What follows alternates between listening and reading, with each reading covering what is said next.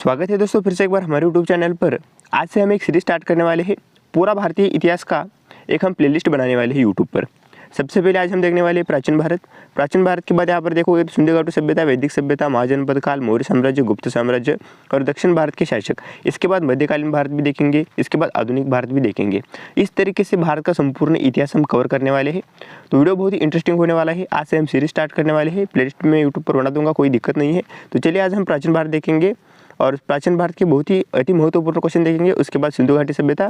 एक एक करके मैं हर रोज यहाँ पर वीडियो अपलोड करता रहूँगा। चैनल पर नहीं हो तो प्लीज़ यहाँ पर सब्सक्राइब कर लीजिए और चलिए यहाँ पर वीडियो को स्टार्ट करते हैं।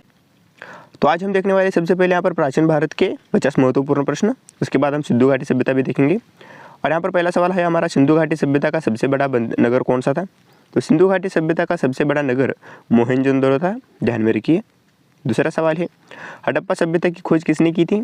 तो हड़प्पा सभ्यता की खोज दोस्तों दयाराम साहनी ने की थी। दयाराम साहनी इसका राइट आंसर है। सिंधु घाटी सभ्यता के लोग किस फसल की खेती करते थे? सिंधु घाटी सभ्यता के लोग गेहूं और जौ की खेती यहाँ पर करते थे। वैदिक काल का प्रमुख ग्रंथ कौन सा था? तो वैदिक काल का प्रमुख ग्रंथ था दोस्तों ऋग्वेद, ध्यान में रखिए ऋग्वेद। आर्यों का मुख्य निवास स्थान कहाँ था? तो आर्यों का मुख्य निवास स्थान दोस्तों सप्त सिंधु क्षेत्र में था, तो ध्यान में रखिए। इसके बाद हमारा अगला सवाल आता है, वैदिक युग में सबसे शक्तिशाली देवता कौन थे? तो वैदिक काल में दोस्तों सबसे शक्तिशाली देवता इंद्र को यहाँ पर माना जाता था। आर्य का प्रमुख पेशा क्या था? आर्य का मुख्य पेशा दोस्तों वो कृषि और पशुपालन था, ध्यान में रखिए। ऋग्वेद में कितने सूक्त है? ऋग्वेद में दोस्तों 1028 सूक्त है, ध्यान में रखिए। आर्यों का सबसे प्रिय पेय क्या था? तो आर्यों का सबसे प्रिय पेय सोमरस था। बहुत बार एग्जाम में पूछा जा चुका है दोस्तों ये सवाल, ध्यान में रखिए। आर्यों की प्रमुख सभा का नाम क्या था? आर्यों की प्रमुख सभा का नाम सभा और समिति था। आर्यों का मुख्य युद्ध उपकरण क्या था? आर्यों का मुख्य युद्ध उपकरण दोस्तों धनुष बाण था।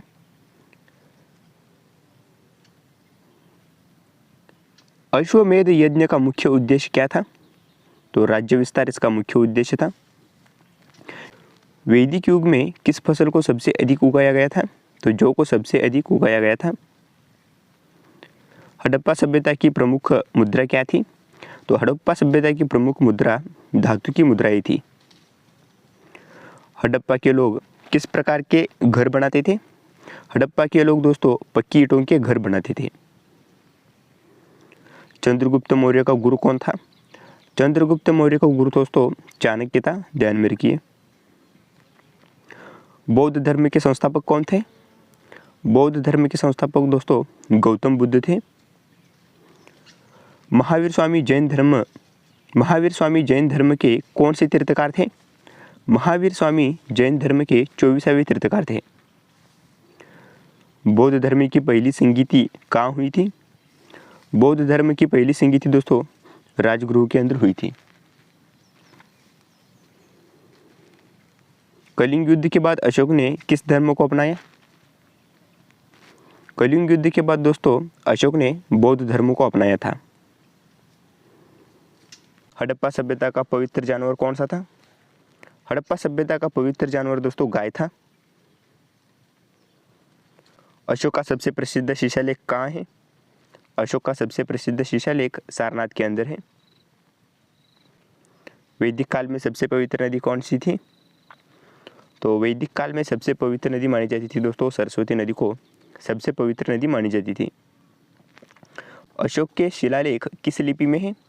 अशोक के शिलालेख दोस्तों ब्राह्मी लिपि में है। भारत का सबसे प्राचीन नगर कौन सा है? भारत का सबसे प्राचीन नगर वाराणसी है। सिंधु घाटी सभ्यता के लोग किस धर्म को मानते थे? सिंधु घाटी सभ्यता के लोग प्रकृति की पूजा करते थे। बौद्ध धर्म के किस अनुयायी को बौद्ध भिक्षु कहा जाता है? बौद्ध धर्म के किस अनुयायी को दोस्तों यहाँ पर बौद्ध भिक्षु कहा जाता है? और सन्यासी को बौद्ध भिक्षु कहा जाता है। अशोक के शिलालेख किस भाषा में लिखी गई है? अशोक के शिलालेख दोस्तों प्राकृत भाषा में यहाँ पर लिखी गई है। बौद्ध धर्म की अंतिम संगीति कहाँ हुई थी? बौद्ध धर्म की अंतिम संगीति कश्मीर के अंदर यहाँ पर हुई थी। गौतम बुद्ध का जन्म कहाँ हुआ था? दोस्तों गौतम बुद्ध का जन्म लुम्बिनी नामक ग्राम में हुआ था। अशोक का शेर स्तंभ किस स्थान पर है? अशोक का शेर स्तंभ सारनाथ के अंदर है। अशोक के शासनकाल की प्रमुख उपलब्धियां क्या थी? अशोक के शासनकाल की प्रमुख उपलब्धियां थी दोस्तों धर्म प्रचार। गौतम बुद्ध को ज्ञान की प्राप्ति कहाँ हुई थी? बोध गया के अंदर दोस्तों गौतम बुद्ध को ज्ञान की प्राप्ति हुई थी। बौद्ध धर्म की पवित्र पुस्तक कौन सी है?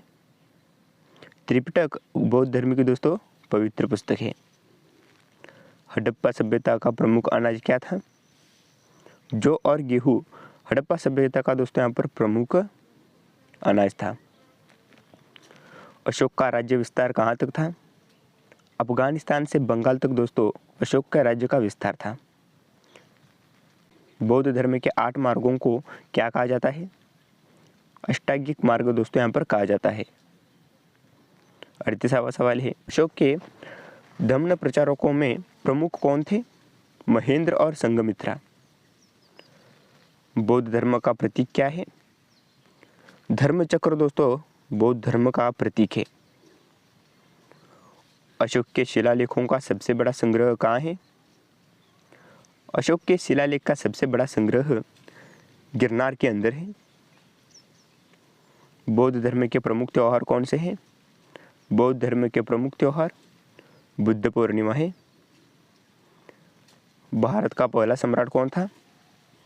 चंद्रगुप्त मौर्य भारत का पहला सम्राट था। वैदिक काल में यज्ञ किसके लिए किए जाते हैं? वैदिक काल में यज्ञ किसके लिए किए जाते थे? देवताओं की कृपा के लिए यज्ञ दोस्तों यहाँ पर किया जाता था। बौद्ध धर्म के प्रमुख ग्रंथ कौन से हैं? बौद्ध धर्म का प्रमुख ग्रंथ दोस्तों त्रिपिटक है। हड़प्पा सभ्यता में कपड़े किससे बनाए गए जाते थे?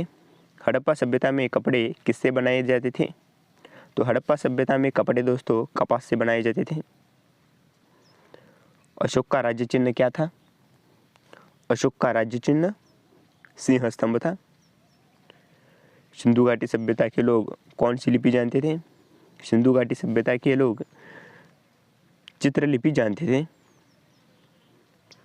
बुद्ध ने अपने पहले उपदेश कहाँ दिए? बुद्ध ने अपने दोस्तों पहले उपदेश सारनाथ के अंदर दिए थे। हड़प्पा सभ्यता का प्रमुख निर्यात क्या था? मोती और कपास हड़प्पा सभ्यता का प्रमुख निर्यात था। भारत का प्राचीनतम शहर कौन सा है? वाराणसी दोस्तों भारत का प्राचीनतम शहर है। दोस्तों प्राचीन भारत का आज हमने 50 महत्वपूर्ण क्वेश्चन देखे हैं। कल हम क्या करेंगे? सिंधु घाटी सभ्यता के 50 महत्वपूर्ण क्वेश्चन देखेंगे। इस तरीके से पूरा इतिहास हम कवर करने वाले हैं।